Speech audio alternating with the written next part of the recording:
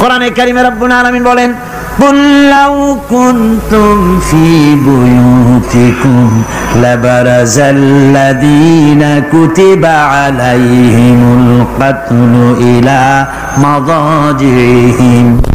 আল্লাহ পাক বলেন, হে নবী তুমি বলে দাও, তুমি শোনায় দাও, যাদের ভাগ্যে নিহত হওয়া আছে তারা যদি তাদের বিছানায় শুয়েও থাকে, প্রকোষ্ঠের ভিতরে থাকে, মৃত্যু সেখানে গিয়ে হাজির হবে, ওখানেই মৃত্যু হয়ে যাবে।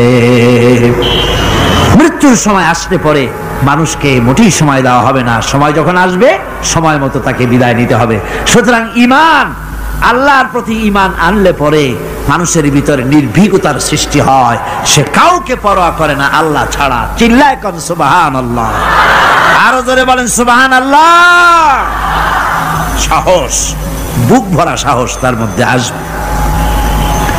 এরপরে আল্লাহর প্রতি ঈমান আনলে পরে আরেকটি উপকার মানুষের হয়, এটা হলো 4 নম্বর উপকার। এটা কয় নম্বর?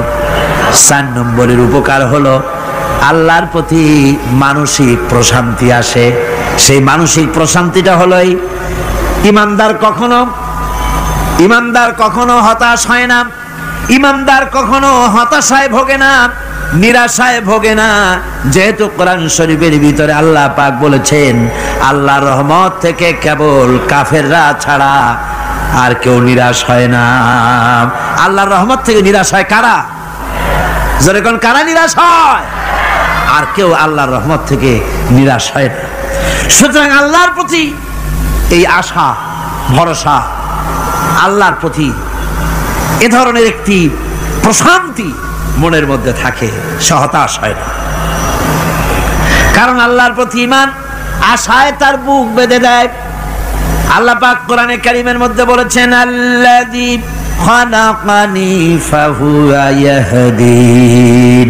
আল্লাহ ইব্রাহিম আলাইহিস সালামের মুখ দিয়ে কথা বলেছেন। আল্লাহ হচ্ছেন তিনি যিনি আমাকে সৃষ্টি করেছেন আর আমার হেদায়েতের রাস্তাও তিনি দেখিয়ে দিয়েছেন। ফাল্লাযী হুয়া ইউতঈমুনি ওয়া ইয়াসকিন। আর আমি যখন ক্ষুধার্ত হই তিনি আমারে খাওয়ান, আর আমি যখন তৃষ্ণার্ত হই তিনি আমারে পান করান। কে খাওয়ান? কে খাওয়ান আর পান করান কে? আল্লাহ পাক বলেন, ওয়াইদা মারিতু ফাহুয়া ইয়াশফিন। ইব্রাহিম আলাইহিস সালামকে দিয়ে আল্লাহ কথাও বলালেন, আমি যখন অসুস্থ হই আমারে রোগ মুক্ত কে করে দেয়? বলেন না, কে করে দেয়? আল্লাহ রাব্বুল আলামিন রোগ মুক্ত করে দেন। হযরত আইয়ুব আলাইহিস সালামের ঘটনা কোরআনে কারীমের মধ্যে আল্লাহ রাব্বুল আলামিন উঠায় দিয়েছেন, বলে দিয়েছেন যাতে করে মুমিনেরা মনের মধ্যে আল্লাহর প্রতি আশা ভরসা আনতে পারে। রোগ হয়েছে হযরত আইয়ুব আলাইহিস সালামের, এত অসুখে রোগে শোকে আত্মীয় স্বজন স্ত্রী পুত্র পরিজন সব তারে ছেড়ে গেল, গায়ে পোকা হয়ে গিয়েছে। 1 বছর 2 বছর নয়, বছরের পর বছর ধরে রোগাক্রান্ত অবস্থায় আইয়ুব আলাইহিস সালাম আছেন। এবার সমস্ত শরীর ছেড়ে জিহ্বার মধ্যে পোকা হওয়া শুরু হয়ে গেছে। হযরত আইয়ুব আলাইহিস সালাম জিহ্বায় যখন পোকা শুরু হয়ে গেল, আল্লাহর দরবারে তখন তিনি ফরিয়াদ করে বলেছিলেন, রব্বুল আলামিন সারা শরীরে পোকা ধরলো, শরীর জরা জরা হয়ে গেল, রোগে শোকে শেষ হয়ে গেলাম, কোনো শিকায়ত করি নাই, এবার তো কথা না বলে পারি না। মাবুদ তুমি দয়া করে আমার জিহ্বায় পোকা দিও না, আমার জিহ্বাটা পোকা ধরেছে, দয়া করে পোকা জিহ্বায় দিও না, কারণ আমার জিহ্বায় যদি পোকা হয়ে যায় তাহলে তোমার মতো আল্লাহর জিকির আমি কি দিয়া করব? আমার জিহ্বাটা ভালো রাখো আল্লাহ। হযরত আইয়ুব আলাইহিস সালাম পড়েছিলেন, আন্নী মাসানি আদ-দুররু ওয়া আনতা আরহামুর রাহিমিন। আয় আল্লাহ, আমি রোগাক্রান্ত হয়ে পড়েছি আর তুমি তো রহমান রহিম। দোয়া মঞ্জুর হলো, আল্লাহ পাক আইয়ুব আলাইহিস সালামকে রোগ মুক্ত করে দিলেন। রোগ হলে পরে কে সেরে দেয়? কে সেরে দেয়? আল্লাহর প্রতি এই আশা, এই ভরসা, এই চিন্তা থাকতে হবে। আল্লাহ পাক বলেন, যখন আইয়ুব আমার কাছে দোয়া করল, আমিও জবাব দিয়া দিলাম, কোন সুবহানাল্লাহ। আল্লাহ পাক বলেন ফাকাশাফনা মা বিহি মিন দুররিন ওয়া আতাইনাহু আহলাহু ওয়া মিসলাহুম মাআহুম রাহমাতাম মিন ইনদিনা। আমি তার কষ্ট দূর করে দিলাম, তার হারানো স্বাস্থ্য ফিরাই দিলাম, এবং তার সাথী সঙ্গীদেরকে আমার পক্ষ থেকে আমার রহমত দিয়ে তার কাছে সব আবার আমি ফিরাইয়া দিলাম। সুতরাং মুমিন ব্যক্তি কখনো হতাশ হবে না। চতুর্দিকে দেখে বিপদ আর বিপদ, এই বিপদে সে হতাশ হয় না, আশায় বুক বেঁধে থাকে। নিরাশার আধারে তুমি হে আশার নূর, যেখানে বেরোবার কোনো পথ নাই সেখান থেকে পথ বের করে দেয় কে? চিল্লায় কোন কে দেয়? আমার আল্লাহ পাক। দেখেন হযরত ইউসুফ আলাইহিস সালাম হারায় গেলেন, মানে তার 11 ভাই ইউসুফ আলাইহিস সালামকে কুয়ার মধ্যে ফেলাই দিলেন। আর এসে তারা বলল যে ইউসুফ আলাইহিস সালামকে বাঘে খায়া ফেলেছে। এটা কি গল্প নাকি? এটা কোথায় আছে? কোরআন শরীফের মধ্যে আছে। ওই 11 ভাই মনে করেছিল ইউসুফ আলাইহিস সালাম রে কুয়ার মধ্যে ফেলাই দিলাম, এ কুয়ার মধ্যে পচে মরবে, শেষ হয়ে যাবে। কিন্তু ওই 11 ভাই জানে না এটা কোনো কুয়া নয়, এটা হলো একটা সুড়ঙ্গ পথ, এটা হলো একটা টানেল। এক মুখে ইউসুফকে ফেলাই দিল 11 ভাই, কুয়ার আরেক মুখ থেকে আল্লাহ হযরত ইউসুফকে বের করে মিশরের সিংহাসনে বসায়া দিলেন। ওরা বুঝে না, তাই চিরকাল পাপীরা আল্লাহর বান্দাদেরকে, আল্লাহর দ্বীনের গোলামদেরকে অত্যাচার করে, মনে করে শেষ করে ভালাবো, কিন্তু শেষ আল্লাহর গোলামেরা হয় না, ওরাই শেষ হয়। নির্মূল যারা করতে চায় ওরাই নির্মূল হয়ে যায়। টিকে থাকে কে? আল্লাহর গোলামেরা। টিকে থাকে কে? আল্লাহর গোলামেরা টিকে থাকে। নির্মূলেরিয়া নির্মূলই হয়ে যায় সব সময়। ঠিক কিনা কর? জোরে বলেন ঠিক কিনা? ভাইরা আমার, হযরত ইয়াকুব আলাইহিস সালাম ছেলের চিন্তায় চিন্তায় চোখ দুটো অন্ধ হয়ে গেছে, কাঁদতে কাঁদতে চোখ অন্ধ হয়ে গেছে। কিন্তু হতাশ হন নাই, কারণ হতাশ হবে কেবলমাত্র কাফেরেরা। হতাশ হয় কারা? আল্লাহ বলেছেন হতাশ হয় কাফের, ইমানদার কখনো হতাশ হয় না।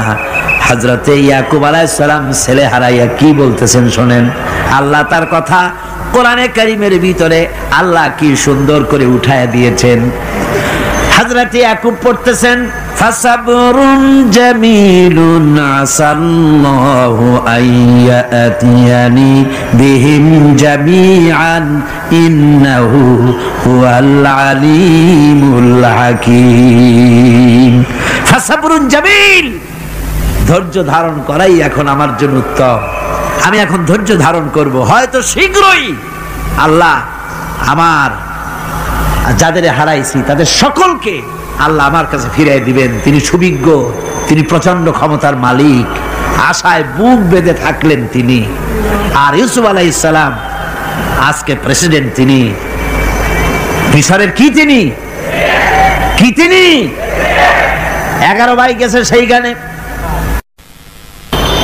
খাবার আনার জন্য। হযরত ইউসুফ আলাইহিস সালামের চিনতে কোনো কষ্ট হয় নাই, ওরা তো চেনে নাই, কিন্তু ইউসুফ আলাইহিস সালাম চিনে ফেলেছেন। হযরত ইউসুফ কোনো প্রতিশোধ নিলেন না। হযরত ইউসুফ পরিচয় দিলেন আর বললেন ভয় পাইও না, খাদ্য তোমাদেরকে দিয়া দিব। তোমাদের ব্যাপারে আমার বক্তব্য হচ্ছে লা তাসরিবা আলাইকুমুল ইয়াউম, তোমাদের বিরুদ্ধে আমার কোনো ক্ষোভ নাই, বিদ্বেষ নাই, মাফ করে দিলাম। এই জামাটা নিয়ে যাও, আমার আব্বার জন্য এই জামাটা নিয়ে যাও। জামা নিয়ে যাচ্ছে মিশর থেকে। কোথায়? কেনান। কোথায়? মিশর। মিশর থেকে ইউসুফ আলাইহিস সালামের জামা নিয়ে ছেলেরা কেনানের দিকে যাচ্ছে, আর এদিকে হযরত ইয়াকুব বলতেছেন আমি যেন আমার নাকের ভিতরে ইউসুফের গন্ধ পেতেছি। সুবহানাল্লাহ। জামা চলে এলো, চোখের উপরে তিনি রাখলেন, আল্লাহ চোখ ভালো করে দিলেন, সুবহানাল্লাহ। ভাইরা আমার, এই জন্য যারা আল্লাহর উপরে ভরসা করে, আল্লাহর ঈমান যাদের মধ্যে এসে যায়, ঈমান বিল্লাহর বড় উপকার হলো সে হতাশ হয় না, যত বড় বিপদ হোক হতাশ হয় না। দেখেন ইউসুফ আলাইহিস সালামকে কেমন করে জুলাইখা ঘেরাও করে ফেলে দিয়েছে, দরজা বন্ধ, তালা বন্ধ, জানালা বন্ধ, সিটকানি মারা, খিল মারা, তালা দেওয়া, বেরোবার কোনো পথ নাই, চতুর্দিকে নগ্ন চিত্র। এবার জুলাইখার প্রবৃত্তিকে চরিতার্থ করতে হবে, খারাপ কাজ করতে হবে, বেরোবার পথ নাই। হযরত ইউসুফ আলাইহিস সালাম তিনি জানেন দরজা সব বন্ধ, পালাবার পথ নাই, কিন্তু আল্লাহ রাব্বুল আলামিনকে তিনি ভয় করলেন। যুবক মানুষ, আল্লাহ রাব্বুল আলামিনকে ভয় করলেন। রাব্বুল আলামিনকে ভয় করে তিনি তালাবদ্ধ দরজার দিকে দৌড় মারলেন। রব্বুল আলামিন আপন কুদরতে সবগুলি দরজা খুলে দিলেন। ওয়া মান ইয়াত্তাকিল্লাহা ইয়াজআল লাহু মাখরাজা। যে ব্যক্তি আমারে ভয় করে, আমার পথে চলতে চায়, আমি রাস্তা খুলে দেই। সুবহানাল্লাহ বিহামদিহি। সুতরাং ঈমানে বুক বাঁধো, জওয়ানেরা, তরুণেরা, হতাশ হওয়ার কোনো কারণ নাই, আশায় বুক বেঁধে থাকো। আপনারা বলেন, এই পৃথিবীতে ইউনূস আলাইহিস সালাম যে বিপদে পড়ছিলেন, এর চাইতে বড় বিপদ পৃথিবীতে কিছু হতে পারে? আপনাদের চিন্তায় বুঝি পারে? এই দিকের লোকেরা কথাই কয় না মুঠো। কি বলেন, পারে? এত বড় বিপদ চিন্তাও করা যায়? কোরআনে কারীমের মধ্যে আল্লাহ রাব্বুল আলামিন বলেন, ওয়াযান্নুন ইয যাহাবা মুগাদিবান ফাযান্না আন লান নাকদিরা আলাইহি। ইউনূস আলাইহিস সালামকে যখন মাছে গিলে ফেলে দিল, মাছ এবার পানির অতল তলদেশে চলে গেছে। মাছের পেটের ভিতরে দরজা নাই, জানালা নাই, ছিদ্র নাই, পালাবার কোনো পথ নাই। আছে? আছে? ফানাদা ফিল যুলুমাতি আন লা ইলাহা ইল্লা আনতা সুবহানাকা ইন্নী কুনতু মিনাজ জালিমিন। জানেন নাই দোয়া? পড়েন সবাই, লা ইলাহা ইল্লা আনতা সুবহানাকা ইন্নী কুনতু মিনাজ জালিমিন। হায় আল্লাহ, তোমার পবিত্রতা ঘোষণা করতেছি, তুমি ছাড়া কেউ নাই, আমার তো আর বাঁচার উপায় নাই, আমি আমার উপরে জুলুম করেছি, আর তোমার পবিত্রতা ঘোষণা করতেছি। জিকির করতেছেন তিনি মাছের পেটের মধ্যে বসে। আল্লাহ রাব্বুল আলামিন বলেন, ইউনূস আলাইহিস সালাম মাছের পেটের ভিতরে বসে যে চিৎকারটা মারলেন, দুনিয়ায় কোনো তার বন্ধু বান্ধবেরা শোনে নাই, কোন রাজা বাদশারা শোনে নাই। মাছের পেটের মধ্যে ফানাদা ফিল যুলুমাত, যুলুমাত হলো জমায় কাসির। এখানে তিনটা অন্ধকার ছিল। কয়টা অন্ধকার? একটা হলো মাছের পেটের অন্ধকার, একটা হলো রাতের অন্ধকার, আরেকটা হলো পানির অন্ধকার। ত্রিবিধ অন্ধকারের ভিতর থেকে ইউনূস আলাইহিস সালাম হতাশ হয়ে যান নাই, তিনি চিৎকার মেরে আল্লাহরে ডাক দিলেন। আল্লাহ কয়, আমি ডাক শুনছি, কেউ তোমার ডাক শোনে নাই, আমি তোমার আরশের মালিক, আমি আল্লাহ শুনতে পেয়েছি। শুধু শুনি নাই, জবাবও দিয়া দিলাম। ফাস্তাজাবনা লাহু ওয়া নাজ্জাইনাহু মিনাল গাম্মি ওয়া কাযালিকা নুজিল মুমিনিন। পড়েন না সবাই, ফাস্তাজাবনা লাহু ওয়া নাজ্জাইনাহু মিনাল গাম্মি ওয়া কাযালিকা নুজিল মুমিনিন। আমি আল্লাহ পাক বলেন, আমি ইউনূসের ডাক শুনলাম, ডাকের জবাব দিয়া দিলাম, আর মাছের পেটের ভিতরে বেদনার সৃষ্টি করে দিলাম। মাছ এবার ভেসে উঠলো। মাছের আর এখন কোন উপায় নাই বমি করা ছাড়া। মাছ কিনারায় চলে এলো, ইউনূসকে বমি করে ফেলে দিল। আল্লাহ কয়, শোনো দুনিয়ার মানুষেরা, শুধু ইউনূস আলাইহিস সালামকে নয়, ওয়া কাযালিকা, এইভাবে করে আমার মুমিন বান্দারা যদি বিপদে পড়ে আর আমারে ডাকে, আমি রব্বুল আলামিন এইরকম বিপদ দিয়া বাঁচায়া দেব। বিপদ থেকে বাঁচাবেন কে? সুতরাং গতকালকের মতো আবারও বলি, বিপদ আসতে পরে মুসলমানেরা মাজারে দৌড়ায় বেশি। কন নাউজুবিল্লাহ, জোরে কন নাউজুবিল্লাহ। বিপদ আসে আর মাজারে চলে যায়, যাইয়া সেখানে কাঁদে, মাজারের উপরে মাথা ঘা দিতে থাকে, পয়সা দেয়, মুনাজাত করে, কাঁদতে থাকে, মাজারওয়ালার কাছে বিপদ মুক্তি চায়। নাউজুবিল্লাহ পড়ে, আবারও কন নাউজুবিল্লাহ। বিশ্বাস করুন আমার ভাইরা, বিশ্বাস করুন, আল্লাহর কোরআন আমার হাতে। মাজারওয়ালার কাছে কানলে পরে ওই মাজারে যিনি শুয়ে আছেন, আল্লাহর কসম তার কোনো ক্ষমতা নাই আপনাকে বিপদ থেকে বাঁচাতে পারে। আছে ক্ষমতা? জোরে বলেন আছে? বিপদ থেকে বাঁচাবে কে? কে বাঁচাবে? আল্লাহ। আপনারা টাকা দেন আর ওই টাকাগুলি ওইখানে মাজারে বৈশা জনমের খাওয়া খায় মাজারের পাহারাদার এক শ্রেণীর পান্ডারা। টাকাগুলা মাথায় দেখবেন মাজার কেন্দ্র করে লাল লাল চাদর গায়, তারপরে চট, মাথায় জট, দাড়িতে জট, দাড়িতে জট আর মোষ। হায় রে মোষ!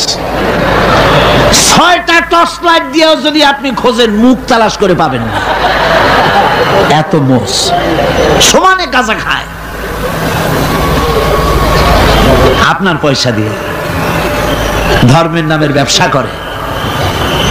যাই দেখেন মাজারগুলো, প্রত্যেকটা মাজারে 5টা 10টা লোক বসা আছে।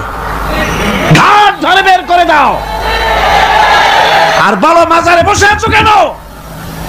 মসজিদে যাও। কোথায় যাবে? কোথায় যাবে? মসজিদে। আল্লাহর থামো, আল্লাহর ওলিদের মাজার ঘেরাও করে রেখে দাও, যত্ন করে রেখে দাও। গরু, ছাগল, ভেড়া, হাবিজাবি কিছু যেন যেতে না পারে, যত্ন করে রাখো, সম্মান দিয়ে রাখো। কিন্তু তোমার ওখানে পাহারা দিতে বলছে কে? তুমি ওখানে বসে থাকো কেন? গুড় যেখানে পিঁপড়া সেখানে। পয়সা দেওয়া বন্ধ করে একটারও পাবেন না ওখানে, ঠিক কিনা কর? সব ধান্দাবাজ পয়সার লোভে ওখানে বসে থাকে, গাঁজা খায়, মদ খায়, নামাজ পড়ে না। আর আপনার টাকা দিয়া খোঁজ নিয়ে দেখেন মাজারের মুতল্লি যত আছে সব বাসের মালিক, ট্রাকের মালিক, কোটি কোটি টাকার ব্যবসা করে। সুতরাং এগুলি ছাড়েন, এ ধান্দাবাজি বন্ধ করুন। মাজারের সাথে কোনো সম্পর্ক নাই, মুসলমানের সম্পর্ক কেবল মসজিদের সাথে। কিসের সাথে? মসজিদের সাথে সম্পর্ক করে। আমার বন্ধুগণ, বিপদ আসলে পরে কবরের কাছে যাওয়া নয়, বিপদ আসলে পরে মসজিদে যান, 2 রাকাত কাজায়ে হাজাতের নামাজ পড়েন। রাসূলুল্লাহ পড়েছেন, কাজায়ে হাজাতের নামাজ পড়েন, সেজদায় পড়ে গিয়ে আল্লাহর কাছে কাঁদেন, আপনার বিপদ আল্লাহ রব্বুল আলামিন দূর করে দিবেন। আরে এমন আল্লাহরে থুইয়া কি যে বলবো, মানুষের যে কি হইছে। আমি সিলেটে দেখেছি শাহজালাল রহমতুল্লাহ আলাইহি, আল্লাহর ওলি, শাহ আমানত আল্লাহর ওলি, শাহ মাখদুম আল্লাহর ওলি। এই ওলিরা কোনদিন বলে যায় নাই যে আমার মাজারে পাহারা দিয়ে তোমরা টাকা আদায় করো, বলছে কেউ? শাহজালাল রহমতুল্লাহ আলাইহির মিশন কি ছিল আর এই পাগলেরা করে কি? হযরত শাহজালালের তরবারি আজও আছে, আমি তরবারি দেখেছি, দোধারি তরবারি হাতে নিয়ে এসেছেন। এক হাতে ছিল তরবারি আর এক হাতে ছিল আল্লাহর কোরআন। যখন সিলেটে ঢুকলেন, সিলেটে যখন ঢুকলেন, গৌর গোবিন্দ তার সব কিছু তিনি আজান দেওয়ালেন। আজান শোনা মাত্র মূর্তিগুলো কাঁপতে লাগলো। গৌর গোবিন্দের কলজা গলার কাছে চলে আসছে, জিজ্ঞেস করছে ব্যাপারটা কি, এরকম হচ্ছে কেন? জ্যোতিষীরা বলল যবন এসেছে, মেলেচ্ছ এসেছে, আর উপায় নাই। শাহজালাল রহমতুল্লাহ আলাইহে তিনি বসলেন গেটের কাছে, এবার সব পালাচ্ছে। গৌর গোবিন্দ বলল সাপুরিয়াদের ডেকে যে আমারে একটা বাক্সের মধ্যে ভরিয়া সাপ বলে চালাই দিও, আমি সামনে পড়তে চাই না। ভয়তে কলজা গলার কাছে চলে আসছে শুধু আজান শুনে। এরপরে লোক সব চলে যাচ্ছে, উনি দেখতেছেন যাও যাও যাচ্ছে সব। তারপরে ঝুড়িতে করে যাচ্ছে সাপুরিয়ারা, তোমাদের এর মধ্যে কি? সাপ, যাও যাও যাও। এরপরে বড় একটা বাক্স, ওটার মধ্যে কি? কয় যে হুজুর আমরা সাপ খেলা দেখি, এর মধ্যে সাপ। নামাও, আমি সাপ খেলা দেখবো, নামাও ওটা। এরপরে বাক্স খুলছে, দেখে যে আসল সাপ বাইর হয়েছে। গৌর গোবিন্দ বলল যে আমার রাজত্ব ছেড়ে দিলাম, আমারে জানে বাঁচা।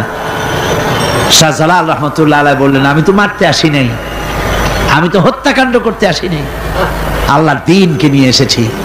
তিনি ক্ষমা করে দিলেন। সেই শাহজালাল রহমতুল্লাহ আলাইহির মাজারে লোকেরা বিভিন্ন জায়গা দিয়ে যায়, বাস ভরে ভরে যায়, যাইয়া চাদরের উপরে যাইয়া মাথা ঘা দিতে থাকে আর কাঁদতে থাকে। কতগুলো গজাল মাছ আছে, বিরাট বিরাট গজাল, গায়ে সাদলা পড়ে গেছে, দেখলে মনে হয় যেন রিটায়ার্ড অফিসার, এরকম মোটা। ওগুলারে মুড়ি খাওয়ায়, কলজা খাওয়ায়।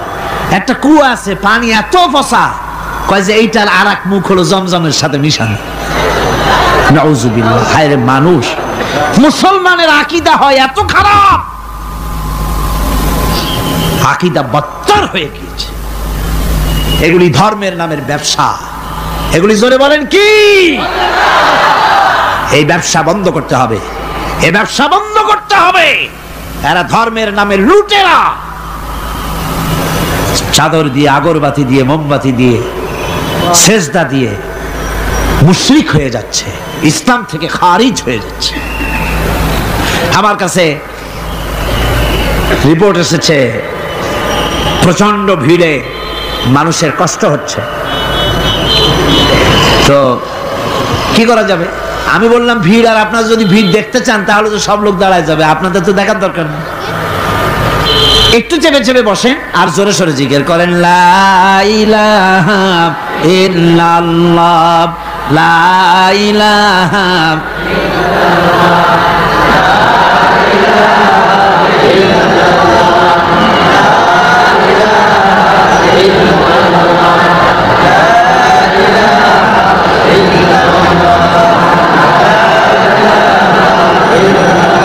আপনি কিন্তু বসেই এগোতে পারতেন, দাঁড়ালে পরে ডিস্টার্ব হয়, হাঁটলে পরে ডিস্টার্ব হয়।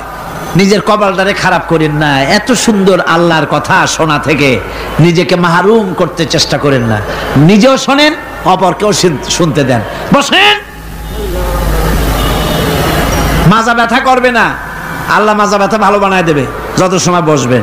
কোন আলহামদুলিল্লাহ। আপনারা বসছেন যে জায়গাটায়, এটা বেহেশতের টুকরা। এটা কি? এটা প্যারেড ময়দান নয়। মাজালিসুল ইলম হিয়া রাউযাতুম মিন রিয়াদিল জান্নাহ।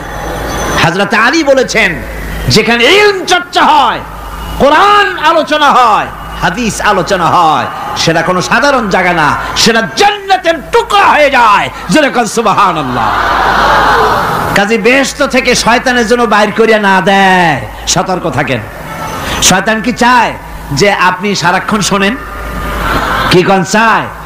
চায় না। শয়তানের খপ্পরে পড়েন না, বসেন আর শোনেন।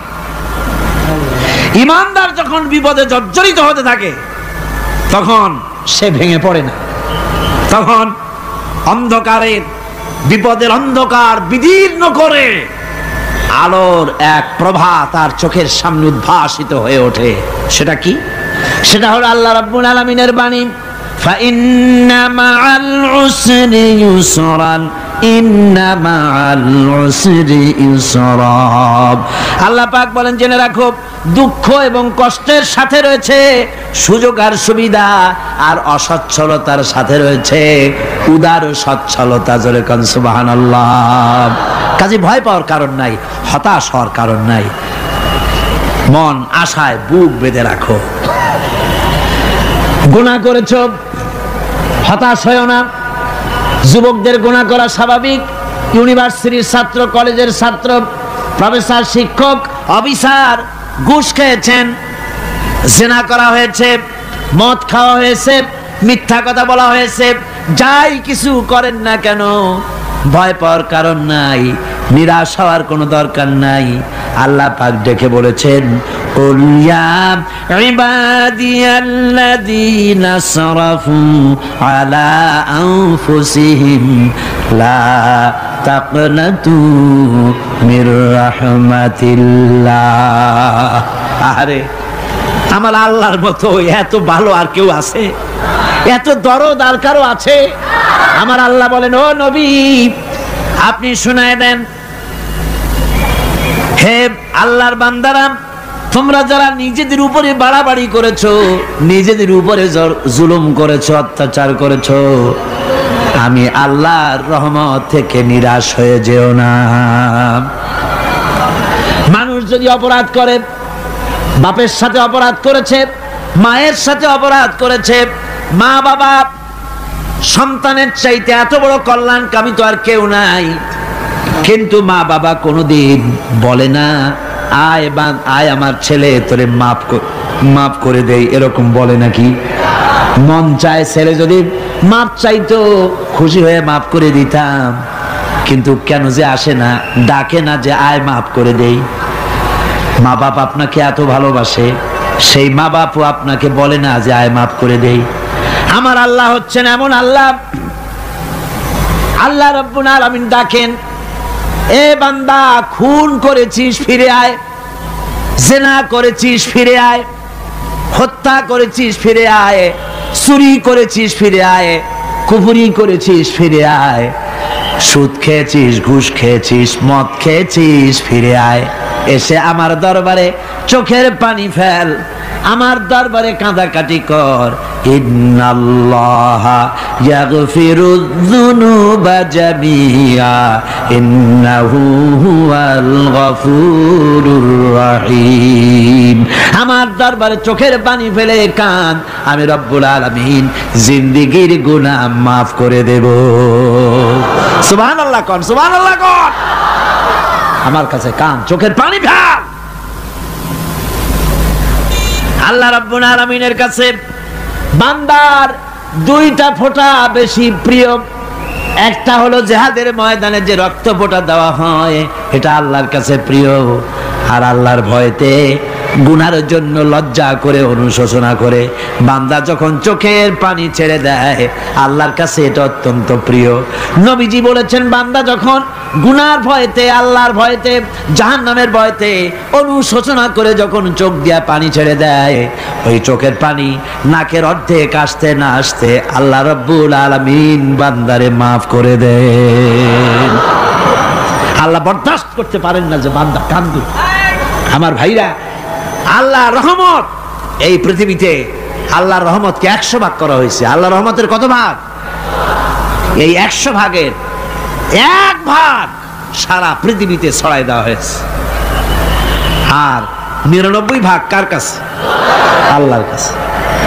একটা ভাগ দুনিয়া ছড়ানো হয়েছে আদম আলাইহিস সালাম থেকে নিয়ে এই পর্যন্ত, এখান থেকে নিয়ে কিয়ামত পর্যন্ত পৃথিবীতে যত মানুষ আসবে, যত প্রাণী আসবে, তাদের মধ্যে প্রাণী জগতেও গাভী তার বাছুরকে ভালোবাসে ঠিক কিনা, হাতি তার বাচ্চাকে ভালোবাসে ঠিক কিনা, মুরগি তার বাচ্চাকে ভালোবাসে কিনা, প্রত্যেক মাই তার সন্তানকে ভালোবাসে মানুষের মতো।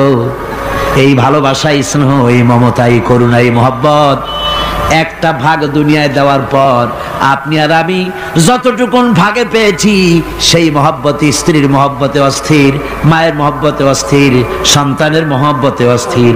এখন চিন্তা করেন, একটা ভাগ সারা পৃথিবীতেই বিতরণ করার পর যেটুক পেয়েছি, তাতে যদি এত মহব্বত হয়, তাহলে এর 99 ভাগ মহব্বত যে আল্লাহর কাছে জমা আছে, এই বান্দার জন্য তার কত মহব্বত, এই বান্দার জন্য কত করুণা তার, কত মহব্বত তার, কত দয়া তার। এজন্য আল্লাহ রাব্বুল আলামিন বলেছেন, নাব্বি ইবাদি আন্নি আনাল গফুরুর রহিম। ও আমার নবী, সুসংবাদ দিয়ে দাও, বান্দাদেরকে শোনায় দাও যে আমি আল্লাহ তাআলা ক্ষমাশীল আর দয়াবান। হুজুর কাঁদতেছিলেন। হযরত ওমর রাদিয়াল্লাহু তাআলা আনহু এসে দেখেন হুজুর একা কাঁদতেছে। হুজুর জিজ্ঞেস করছেন, হযরত ওমর জিজ্ঞেস করলেন, হুজুর আপনি কাঁদেন কেন একা একা? হযরত ওমর বলেন, আমি যখন প্রশ্ন করলাম নবীজি বললেন, আমার কাছে কিছু আগে জিবরাইল এসেছিলেন। জিবরাইল এসে আমাকে বললেন, আল্লাহ পাক বলেছেন, হে আমার নবী, ইসলামের ভিতরে থেকে যে সমস্ত মানুষগুলো ইসলামের ভিতরে থেকে চুল আর দাড়ি পাকায় দিছে, কিয়ামতের দিন এই লোকগুলারে আমি শাস্তি দিতে আমার শরম হবে। হযরত ওমর বলেন, হুজুর উম্মতের জন্য কত বড় খোঁজ খবর এটা, আর আপনি কাঁদতেছেন। হুজুর বলেন, ওমর তুমি জানো না আমার কান্নার কারণ ভিন্ন। আমার কান্নার কারণ হলো যে আল্লাহ রাব্বুল আলামিন কিয়ামতের দিন দাড়ি চুল পাকা বান্দারে শাস্তি দিতে শরম করবেন। সেই দাড়ি চুল পাকা বান্দাগুলি আল্লাহর সাথে নাফরমানি করতে শরম করে না। আমি এই লজ্জায় কাঁদতেছি। ভাইরা, হুজুর আল্লাহ পাক বলেন, ও আমার নবী, রাতের আধারে যখন একটা বুড়া আমার দরবারে হাত উঁচু করে, একটা বুড়া মানুষ রাতের আধারে যখন আমার দরবারে হাত উঁচু করে আর যখন বলতে থাকে, রব্বুল আলামিন আমার পেছনের জীবনটা বড় খারাপ করেছি, এমন কোনো কাজ জীবনে করি নাই যা তোমার কাছে কিছু দাবি করতে পারি, সব রকমের নাফরমানি করেছি, আজ আমি বুড়া হয়ে গেছি, কামাই করতে পারি না, ছেলে আমাকে চোখে দেখতে পারে না, পুত্রবধূ আমাকে ঘরে জায়গা দেয় না, আমার স্ত্রী আমাকে দেখতে পারে না, রোজগার করতে পারি না, হাঁটতে পারি না, চলতে পারি না, সবার কাছে আমি তিতা হয়ে গেছি, আমি দাঁড়াতে পারি না, কোমরে ব্যথা পাই, হাঁটুতে ব্যথা পাই, চলতে পারি না, কানে শুনতে পাই না, চোখে দেখতে পারি না, আর তোমার কাছে কিছু চাইয়া নেব এমন ভালো কাজও করি নাই। এইভাবে যখন বান্দা কাঁদতে থাকে আমার দরবারে, ও আমার হাবিব আমার রহমতের দরিয়ায় জোশ মেরে যায়, আমার শরম হয় এই বুড়াটারে কেমনে খালি হাতে ফিরাইয়া দেই। সুবহানাল্লাহ, সুবহানাল্লাহ। আমার আল্লাহর এত দয়া, আমার আল্লাহর এত মায়া, এত মহব্বত। আমার আল্লাহ রাব্বুল আলামিন বলেন, ওয়াইদা সালাকা ইবাদি আন্নি ফাইন্নী করিব। আমার হাবিব, আমার বান্দা আমার ব্যাপারে প্রশ্ন করে, আমি বান্দার একদম নিকটে। কোরআন শরীফের ভিতরে যত জায়গায় রাসূলকে বলা হয়েছে সুয়ালের কথা, আপনাকে প্রশ্ন করা হয়, আল্লাহ তার জবাব কুল এই কথা বলে জবাব দিয়েছেন। যত জায়গায় সুয়াল এসেছে, যেমন কোরআনে কারীমের মধ্যে আল্লাহ পাক বলেন, ওয়ায়াসআলুনাকা আনিল মাহিদ, মেয়েদের হায়েজ সম্পর্কে জিজ্ঞাসা করা হয়, কুল হিয়া আযা, হে নবী আপনি বলুন। এভাবে করে কুল দিয়ে জবাব দেওয়া হচ্ছে। আবার প্রশ্ন করা হচ্ছে, ওয়ায়াসআলুনাকা আনিল আনফাল, এই গনিমতের মাল সম্পর্কে হুজুর আপনাকে, হে নবী আপনাকে প্রশ্ন করা হয়। আল্লাহ কুল দিয়া জবাব দিলেন। আল্লাহ বলেন আপনি বলেন। ওয়ায়াসআলুনাকা আনিল খামরি ওয়াল মাইসির, আল্লাহ পাক বলেন নবী আপনারে প্রশ্ন করা হয়, কুল ফিহিমা ইসমুন কাবীর, আল্লাহ কুল দিয়া বললেন তুমি বলো।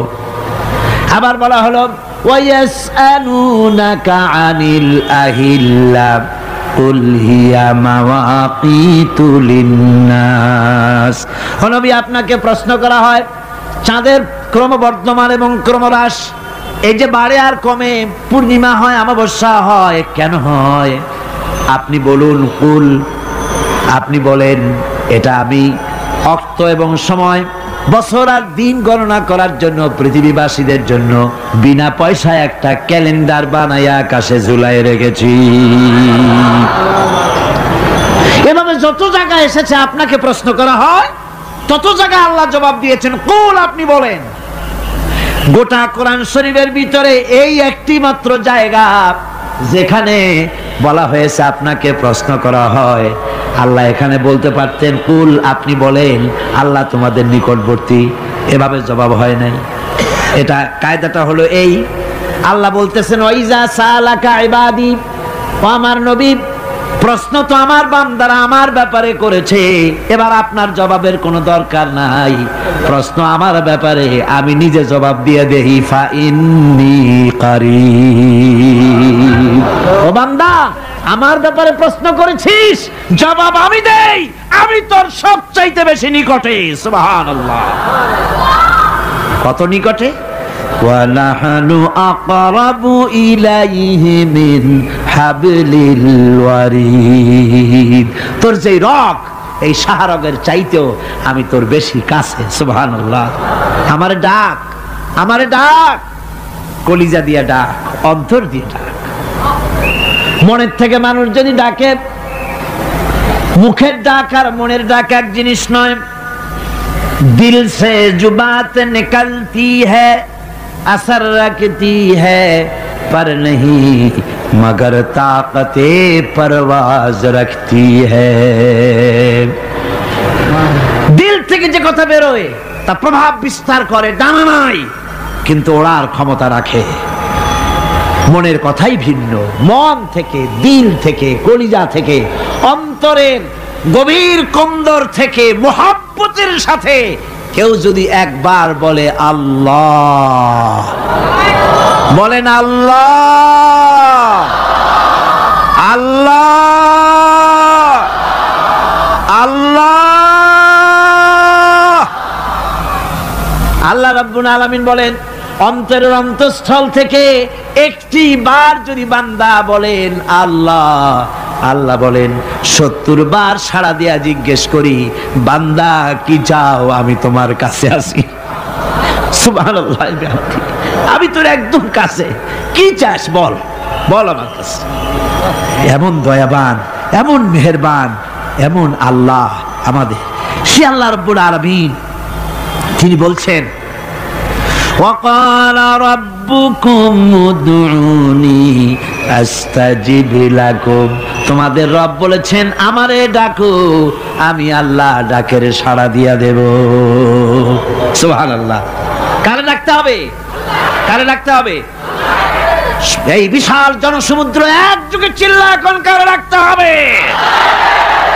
কোন পীর সাহেবকে নয়, আল্লাহর কসম কোন খাজা বাবাকে নয়, ডাকতে হবে কারে? চিল্লা এখন কারে? ওয়াকালা রাব্বুকুম উদউনি, তোমার রব তোমাকে বলতেছে আমারে ডাকো, আস্তাজিব লাকুম, আমারে ডাকবে আমি সাড়া দিয়ে দেব। সুবহানাল্লাহ, আল্লাহকে ডাকেন। কি চাই আপনার বলেন, কি চাই? আল্লাহর কাছে চান, আল্লাহ দিয়ে দিবে। দেওয়ার জায়গা আল্লাহর কাছে চাইবেন, আল্লাহ দিবেন। দেওয়ার জায়গা, চাওয়ার জায়গা হলো সেজদায় পড়ে যাবেন। আমার ভাইয়েরা, জায়গাটা চিনায় দিলাম। মাজারে যাওয়া লাগবে না, কবরে যাওয়া লাগবে না। 2 রাকাত নামাজ পড়ে সেজদায় পড়ে গিয়া যত বিপদ আছে, মুসিবত আছে, সেজদার মধ্যে চোখের পানি ছেড়ে দেন আর কেন্দে কেন্দে জীবনের কথা বলেন। আল্লাহ রাব্বুল আলামিন আপনার আওয়াজ শুনবেন আর দোয়া কবুল করে নিবেন। কামতে হবে আল্লাহর কাছে। কার কাছে? আল্লাহর কাছে।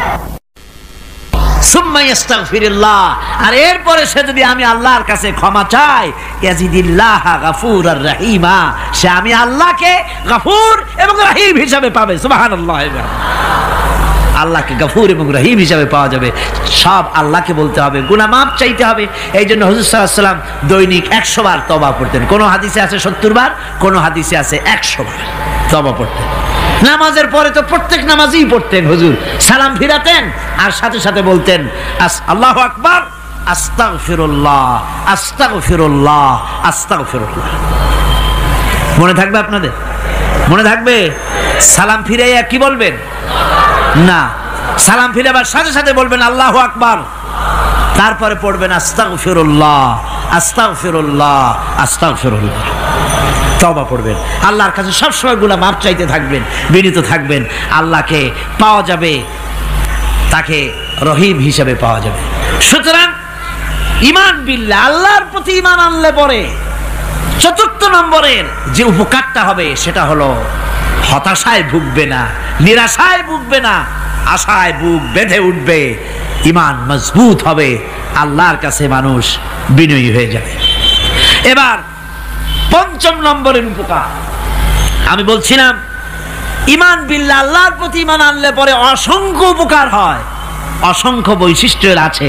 এর 6টা উপকারের কথা আমি বলবো। কয়টা? অসংখ্য উপকারের ভিতরে প্রধান 6টি উপকারের কথা বলবো। এর বললাম কয়টা? 4টে বলেছি। এবার বলো পঞ্চম উপকারের কথা। আল্লাহর প্রতি আপনি পূর্ব পশ্চিমে কতবার মুখ ঘোরালেন, এটাই কিন্তু আপনার আসল সৎ কাজ নয়। আসল সৎ কাজ হলো আল্লাহর প্রতি ঈমান আনা। এই ঈমানের ব্যাপারে 3টা দিন আমরা পার করে দিলাম, এখনো কথা শেষ হয় নাই। আল্লাহর প্রতি ঈমান আনলে পরে যে উপকারটা হবে পঞ্চম নম্বরে, সেটা হলো কঠোর এবং কঠিন বিপদের ভিতরে বান্দার ভিতরে অবিচলতা এবং ধৈর্যের সৃষ্টি হয়ে যাবে। আলহামদুলিল্লাহ। কঠিন বিপদ মুসিবত আসলে পরে সে অবিচল থাকবে। সারা দুনিয়ার বিপদ আপদ, শত্রুতা, দুঃখ, কষ্ট, মুসিবত, জুলুম, নির্যাতন সব কিছু পাহাড়ের মতো উঁচু হয়ে তাকে ঘিরে ফেলবে, কিন্তু তাকে এক চুলও নাড়াতে পারবে না। আলহামদুলিল্লাহ। সারা পৃথিবী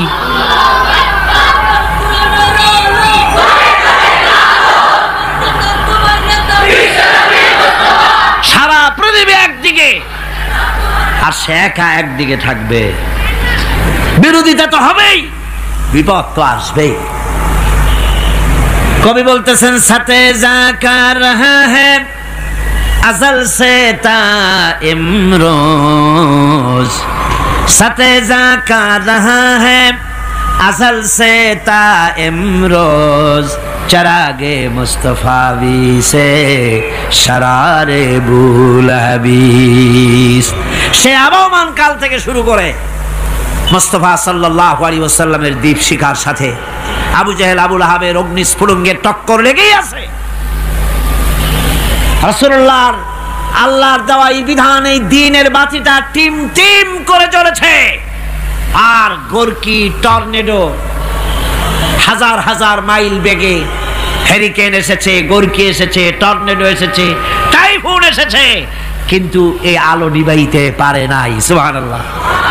এই আলো নিবাতে পারে নাই। এই শত্রুতা চিরকালের, নিবাতে পারবে না। কারণ হচ্ছে আল্লাহ রাব্বুল আলামিন বলেছেন, يريدون ليطفئوا نور الله بأفواههم والله متم نوره ولو كره الكافرون। ওরা চায় মুখের ফু দিয়ে আমার আলোকে নিভিয়ে দেবে, কিন্তু আমি আমার আলোকে পূর্ণতা দান করব, তাতে কাফের বেঈমানদের কলজায় যত জ্বালা যন্ত্রণা হোক আমার দ্বীন কেউ মিটাই দিতে পারবে না। সুবহানাল্লাহ। সুতরাং বিপদে অবিচলতা আসবে, সে অটল হবে, মজবুত হবে। কোরআনে কারীম বলতেছে, ওয়া কাযালিকা জাআলনা লিকুল্লি নাবিয়্যিন আদুওয়াম মিনাল মুজরিমিন।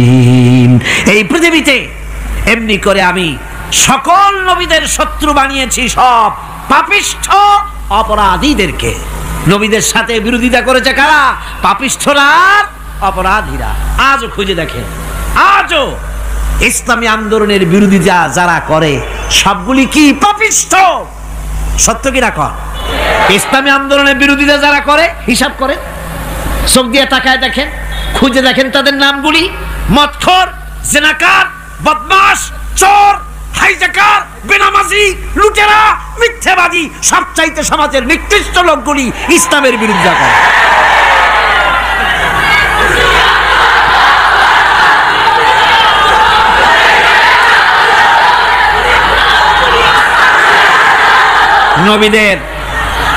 নবীদের শত্রু আল্লাহ বলেন, সব যুগে নবীদের সাথে শত্রুতা করেছে পাপিষ্ঠরা।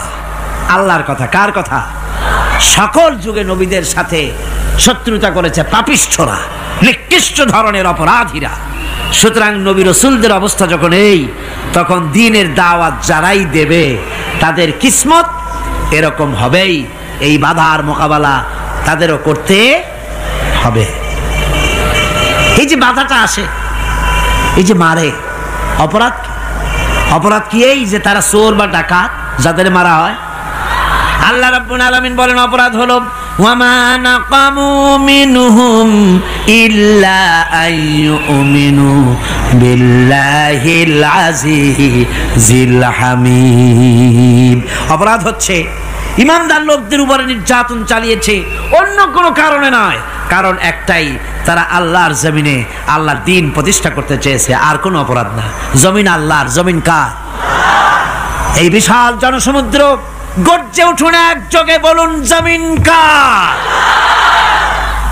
আইন চলবে কার? এখানেই সংঘর্ষ বেঁধেছে আবহমান কাল ধরে।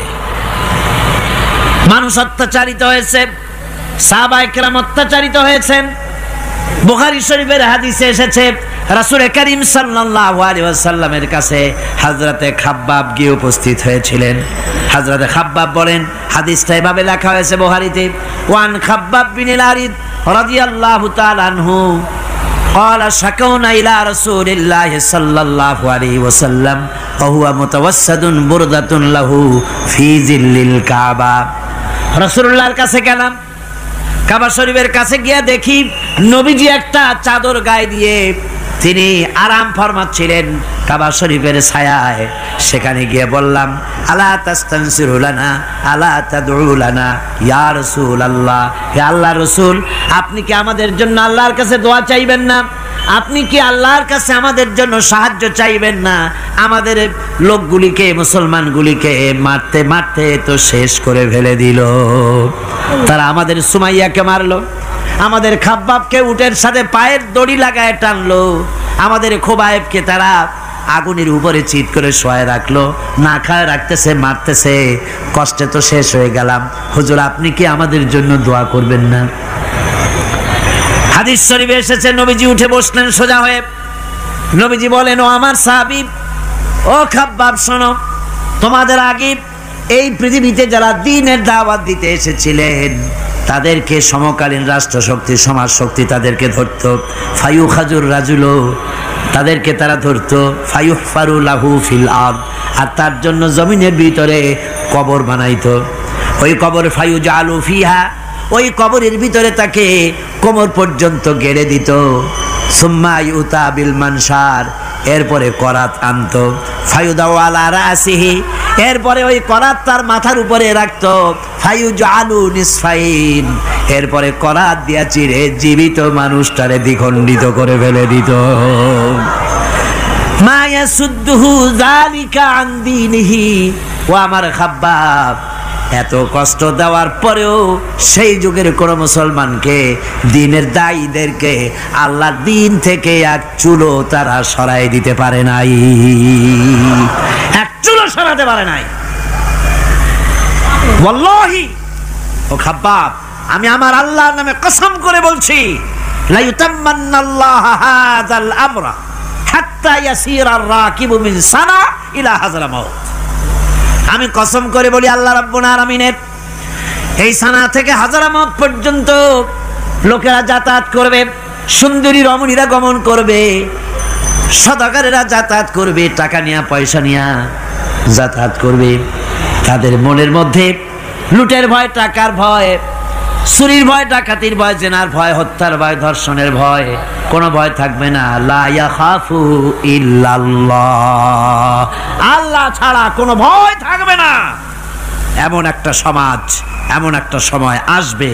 ওয়ালাকিন্নাকুম তাস্তাজিলুন, অথচ খুব তাড়াহুড়ো তোমরা করতেছো। তাড়াহুড়ো করো না, সময় আসবে ইনশাআল্লাহ।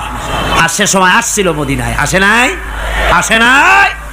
সুতরাং আজও চট্টগ্রামের এই বিশাল জনসমুদ্রকে বলতে চাই, নির্যাতন, স্বৈরাচার, জুলুম, অত্যাচার, হত্যাকাণ্ড যা কিছু ঘটতেছে, ধৈর্য ধরুন, আন্দোলনে শরীক হন, জান বাজি রাখুন। এ বাংলাদেশেও আগামী যে পার্লামেন্ট হবে, আগামী জাতীয় নির্বাচনে যে পার্লামেন্ট তৈরি হবে, ইনশাআল্লাহ সেই পার্লামেন্ট হবে কোরআনের পার্লামেন্ট ইনশাআল্লাহ।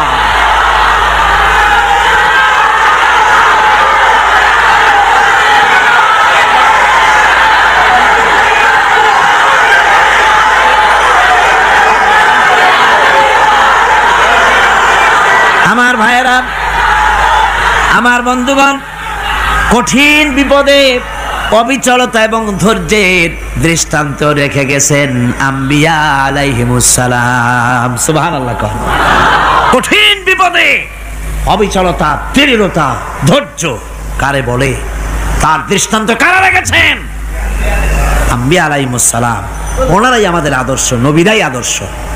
সাহাবায়ে কেরাম রিদওয়ানুল্লাহ তাআলা আলাইহিম আজমাইন আমাদের আদর্শ। ভাইরা আমার, মুসা আলাইহিস সালামকে ফেরাউন যখন ঘিরে ফেলে দিল, কোরআনের সব কথা গল্প গুজবার ইতিহাসের জন্য লেখা হয় নাই। কোরআনের মধ্যে যা লেখা হয়েছে সব বান্দাদের উপদেশের জন্য, যাতে করে লোকেরা চিরটা কাল এর থেকে উপদেশ নিয়ে নিজেদের তৈরি করতে পারে। জোরে বলেন সুবহানাল্লাহ।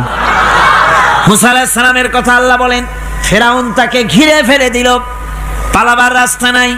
ফালাম্মা তারা আল জামআন ক্বালা আসহাবু মূসা ইন্না লামুদরাকুন।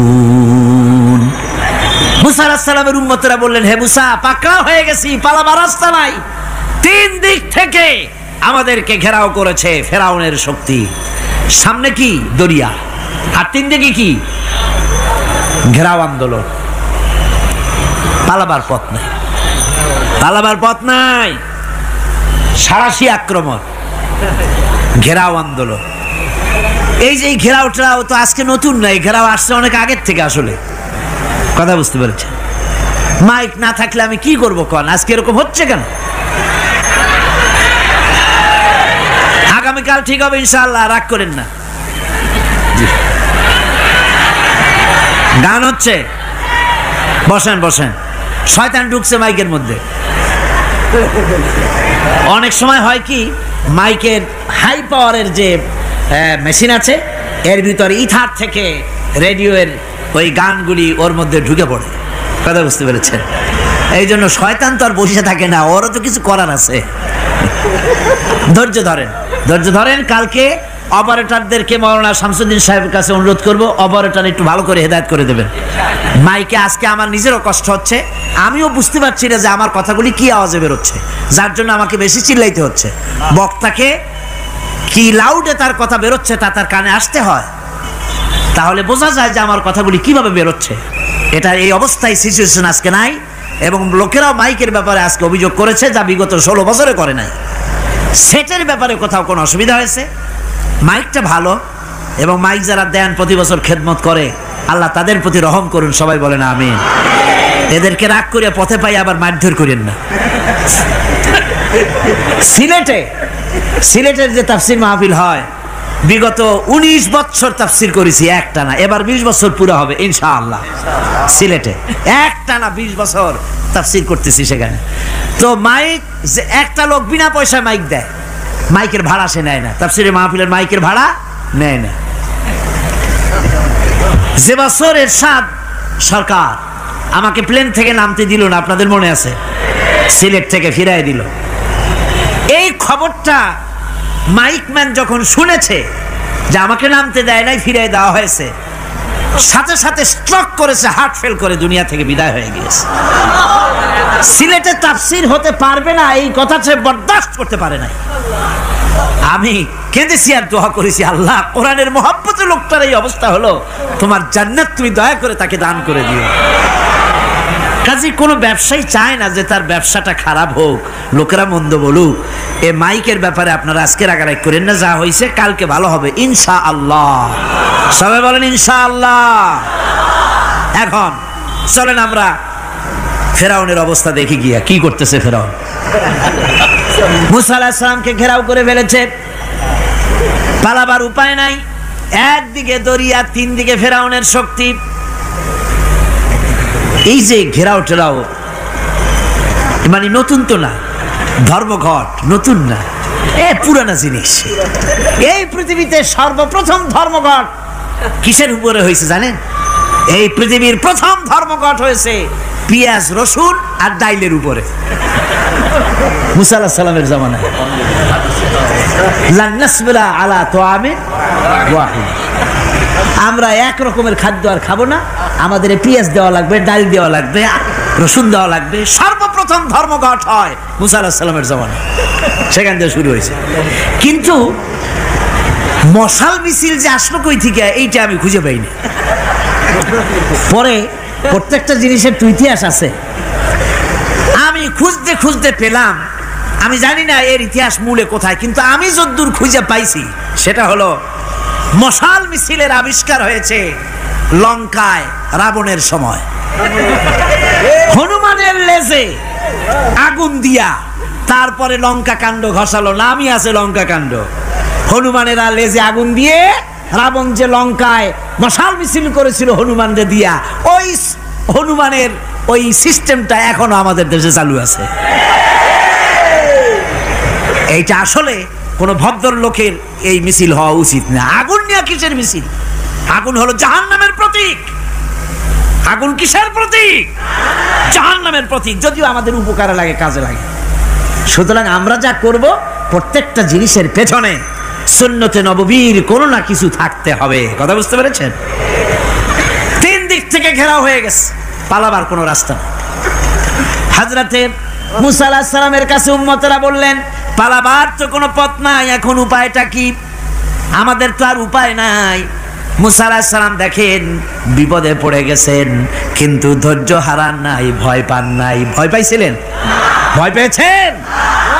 প্রশ্নই ওঠে না। মুসা আলাইহিস সালাম আল্লাহ পাক যাদেরকে বলেছেন উলুল আজম রাসূল, যাদের বলেছেন তার মধ্যে হযরত মুসা একজন উলুল আজম পয়গম্বর। চারটিখানি কথা না, আল্লাহ কথা বলছেন তার সাথে, কালিমুল্লাহ তিনি। সুবহানাল্লাহ। কর মুসা আলাইহিস সালাম শোনালেন, কাল্লা ইন্না মাইয়া রাব্বি সায়াহদিন। কখনো নয়, আমার উম্মতেরা ভয় পেও না, আমার রব অবশ্যই আমাকে পথ দেখাবেন। সুবহানাল্লাহ। তিন দিক থেকে শত্রু, একদিকে দরিয়া, পালাবার কোন রাস্তা নাই। সেখানে দৃঢ়তার সাথে তিনি বলছেন, অবশ্যই আমার আল্লাহ আমারে পথ দেখাবে। সুবহানাল্লাহ। নবীরা এই দৃঢ়তা দেখিয়েছেন, অবিচলতা দেখাইছেন। আল্লাহ পাক মুসা আলাইহিস সালাম যখন এই দৃঢ়তা দেখালেন, এই অবিচলতা দেখালেন, সঙ্গে সঙ্গে জিবরাইল এসে হাজির হয়ে গেলেন। আল্লাহ পাক বলেন, ফাআওহাইনা ইলা মুসা আন আদরিব বিআসাকাল বাহরা ফানফালাকা ফাকানা কুল্লু ফিরকিন কাত্তাউদিল আযীম। মুসা আলাইহিস সালামকে আমি ওহী নাজিল করলাম, তাকে বললাম হাতে যে লাঠি আছে এই লাঠি দিয়ে আঘাত করো দরিয়ার উপরে। দরিয়ার উপরে আঘাত করলেন, একটা রাস্তা হয় নাই, 12টা রাস্তা তৈরি হয়ে গেল। আর দেওয়ালগুলা পাহাড়ের মতো উঁচা হয়ে গেল। দরিয়ার ভিতরে পাহাড়ের মতো উঁচা মজবুত 12টা রাস্তা। এবার মুসা আলাইহিস সালাম তার দলবল নিয়ে চললেন। আল্লাহ রাব্বুল আলামিন বলেন, ওয়া আনজাইনা মুসা ওয়া মান মাআহু আজমাইন। মুসা এবং তার সাথী সঙ্গীদেরকে আমি পার করে দিলাম। মুসা আলাইহিস সালাম এবং তার সাথী সঙ্গী নিয়ে যখন দরিয়ার মাঝখানে আসছে, ফেরাউন তার দলবল নিয়ে এসে গেছে। আসে দেখে নদীর মধ্যে রাস্তা। বাবা, খুব তো কায়দা। ও মনে করছে ওর বাজানের তৈরি করা ডিস্ট্রিক্ট বোর্ডের রাস্তা। ওর লোকজন নিয়ে নেমে গেছে দরিয়ার ভিতরে, ও আসছে মাঝখানে, মুসা আলাইহিস সালাম চলে গেছেন ওপার, দরিয়া পার। মাঝখানে যখন এসে গেল, আল্লাহ রাব্বুল আলামিন পানিকে অর্ডার করলেন কুন। আল্লাহর তো বটন টেপা লাগে না, মুখ দিয়া কোনো হুকুম করা লাগে না, শুধু বলেন কুন। যে ব্যাপারে কুন বলেন ফায়াকুন, সাথে সাথে হয়ে যায়। আল্লাহ বললেন কুন, আর অমনি রাস্তা বন্ধ হয়ে গেল। এবার তুফান শুরু হয়েছে নদীতে, ঢেউয়ের উপরে ঢেউ, মৌজুন কাল জিবাল, পাহাড়ের মতো উঁচু হয়ে হয়ে ঢেউ আসতেছে।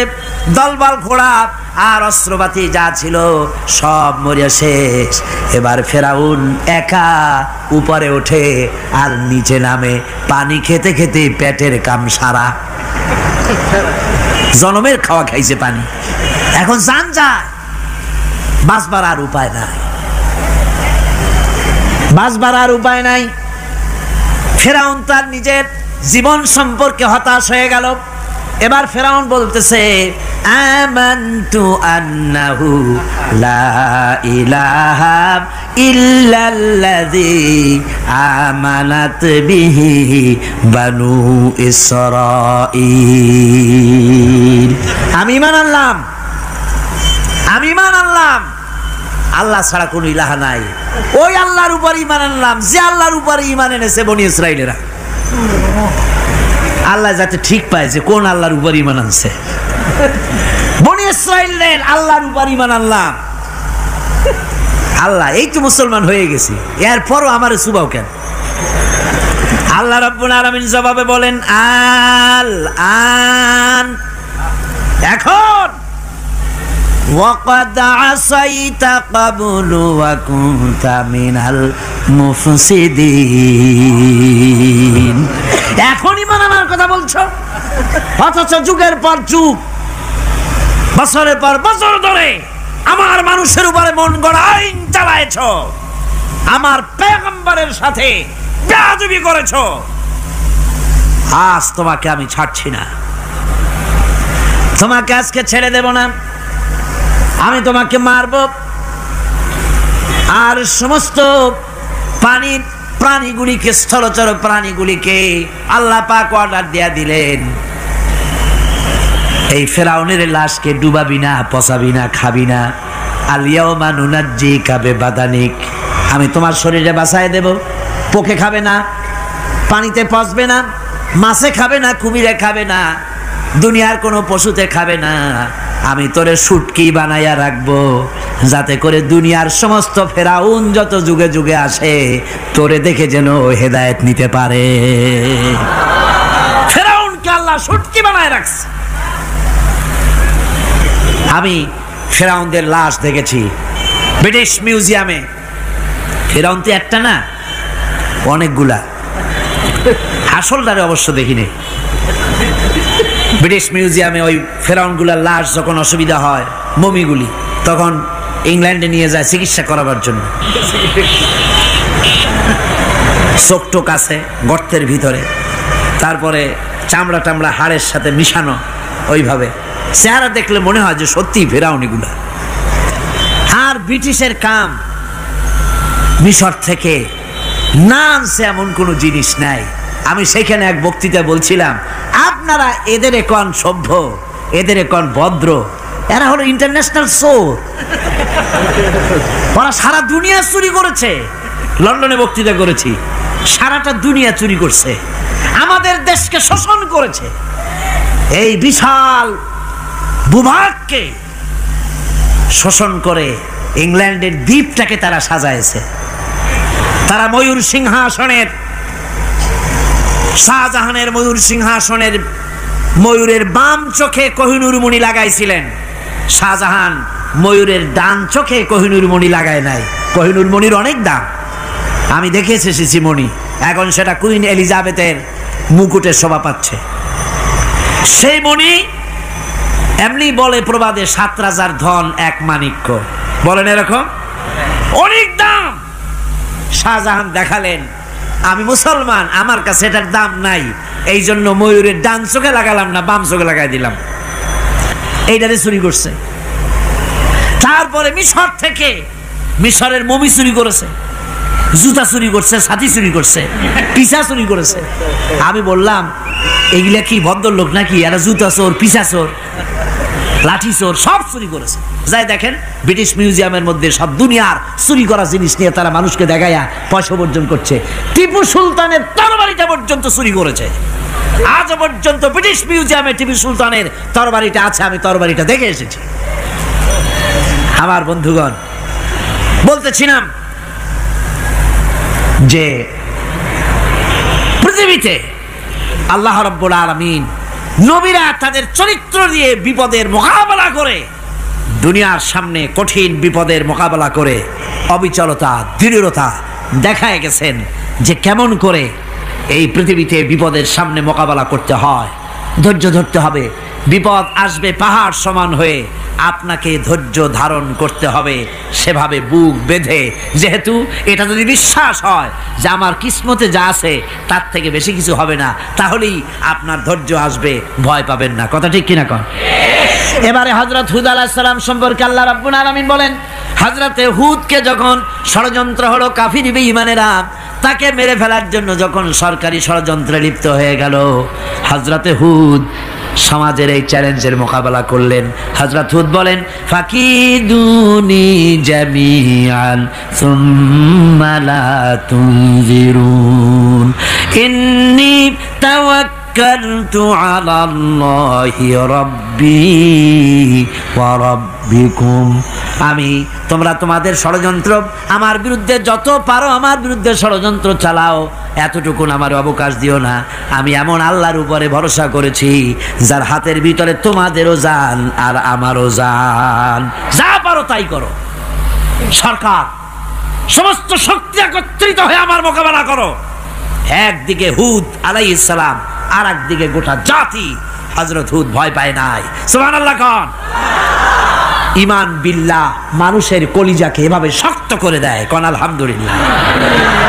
এবারে এই বিপদের, কঠিন বিপদের মোকাবেলা করে আমার রাসূল যে প্রমাণ দিয়া গেলেন, আমার রাসূল যে কঠিন বিপদের মোকাবেলা করলেন, ভাইরা আমার, হিজরতের রাতে সওর পাহাড়ের ভিতরে যখন তিনি আশ্রয় নিলেন, হযরতে আবু বকর সাথে ছিলেন। হযরতে আবু বকর রাদিয়াল্লাহু তাআলা আনহু বলেন, হুজুর আপনি দাঁড়ান, এটা তো পাহাড়িয়া গুহা, গুহার ভিতরে সাপ থাকতে পারে, বিচ্ছু থাকতে পারে, আমি আগে ঢুকি, বিপদ যদি হয় আমার উপর থেকে হয়ে যাক।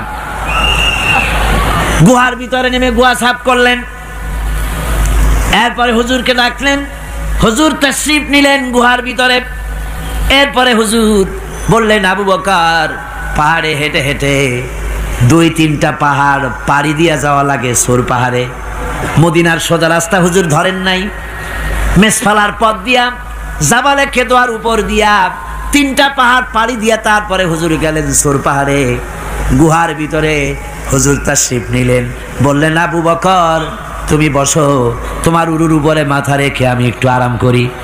হযরতে আবু বকর বসলেন, হুজুর তার উরুর উপরে মাথা রেখে ঘুমায় গেলেন। আর এরপরে কাফির বেঈমানেরা তালাশ করতে করতে কাফেররা এসে গেল পায়ের চিহ্ন দেখে দেখে গর্তের কাছে। হযরত আবু বকর ভয়তে কেঁদে ফেললেন, আহারে আর তো উপায় নাই, এবার তো ধরা পড়ে গেছি, এবার নবীজিকে মেরে ফেলে দেবে। নবীর মহব্বতে, নিজের মহব্বতে নয়, নবীর মহব্বতে কাঁদতেছিলেন। হুজুর বলেন, হুজুরের ঘুম ভেঙে গেল। বলো আবু বকর কাঁদো কেন? ছেলের কথা, মেয়ের কথা, বিবির কথা, বাড়ির কথা মনে পড়লো নাকি? হযরত আবু বকর বলেন, ইয়া রাসূলুল্লাহ, আল্লাহর কসম করে বলি, যেদিন ঈমান এনেছি এই কলিজার ভিতরে মা বাপ, স্ত্রী, পুত্র, পরিজন, এমনকি আমার নিজের জীবনের চাইতে আপনারে বেশি ভালোবাসি। তা কাঁদো কেন? কাঁদো কেন? হযরত আবু বকর বলেন, হুজুর ধরা পড়ে গেছি, কাফেররা এসে গেছে গর্তের কাছে, তাকালি আমাদের দেখতে পাবে, আমরা তো মাইনরিটি, ওরা তো মেজরিটি, আমরা তো ধরি মারি ফেলাই দেবে, আপনাকে মেরে ফেলে দেবে, এই জন্য কাঁদি। আল্লাহ রাব্বুল আলামিন, হুজুর তখন কি দৃঢ়তা, কি অবিচলতা, কি ধৈর্যের পাহাড় সম মনোবৃত্তি তখন দেখালেন। আল্লাহ কোরআন শরীফে চিরকাল যাতে মানুষেরা হেদায়েত নিতে পারে সেজন্য হুজুরের কথা উঠায় দিলেন কোরআনে। আল্লাহ পাক বলেন, ইযহুমা ফিল গার ইয ইয়াকুলু লিসাহিবিহি লা তাহজান ইন্নাল্লাহা মা'ানা। ও বন্ধু, ভয় পেও না, আল্লাহ আমাদের সাথে আছেন। সুবহানাল্লাহ কোন? আল্লাহ আমাদের সাথে আছেন। আমরা মাইনরিটি নই, আমরাই মেজরিটি। আল্লাহ আছে আমার সাথে, ভয় পাওয়ার কোনো কারণ নাই। সুবহানাল্লাহ। আল্লাহ পাক বলেন, ফাআনসালাল্লাহু সাকিনাতাহু আলাইহি ওয়া আইয়াদাহু বিজুনুদিন লাম তারাওহা।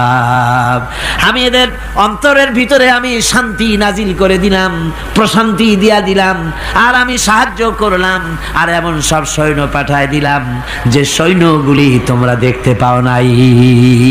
সুবহানাল্লাহ।